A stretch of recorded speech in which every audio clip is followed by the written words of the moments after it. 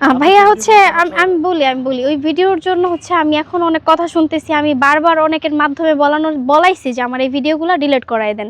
যেহেতু একটা সম্পর্ক থেকে বের হয়ে গেছি, সেই সম্পর্কে যদি এই ভিডিওগুলো থাকে, ভবিষ্যতে আমার ছেলে মেয়ে, আমার সংসারের মানুষগুলো তখন দেখবে, দেখার পরে তাদের মনে একটু কষ্ট লাগবে যে আগে একটা মানুষ ছিল, সেই ভিডিওগুলো এখনো চলতেছে।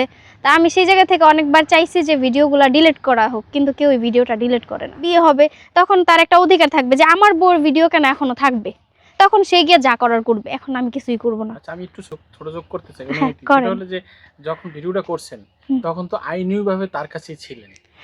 যখন ছিলাম আইনীয়ভাবে, যখন আমি তার কাছে ছিলাম, ওই সময়টা পার হয়ে গেছে। তখন কিন্তু সে বলেছে যে আমি ভিডিও ডিলিট করে দিব। সেই ভিডিও আজকে 1 বছর ওভার হয়ে গেছে। আজকে ঈদের কতদিন? আমার ফ্যামিলি দিবে না। আমার এখানে ভাই আছে 2টা, এই যে একটা ভাই, বড় ভাই। আমাদের ফ্যামিলির মানুষ হচ্ছে কি বলবো, ময়লা আবর্জনা দেখতে পারবে, কিন্তু ওই প্রাক্তনকে কেউ দেখতে পারবে না। আমি কখনো ওদের নাম নেই না, ওরা কেন আমার নাম নেয়? অথচ কিন্তু আমি তার নাম নিতে এখানে আসিনি। আপনারা বলছেন ঈদ উপলক্ষে কিছু বলি, সেই জন্য কিন্তু বলতেছি।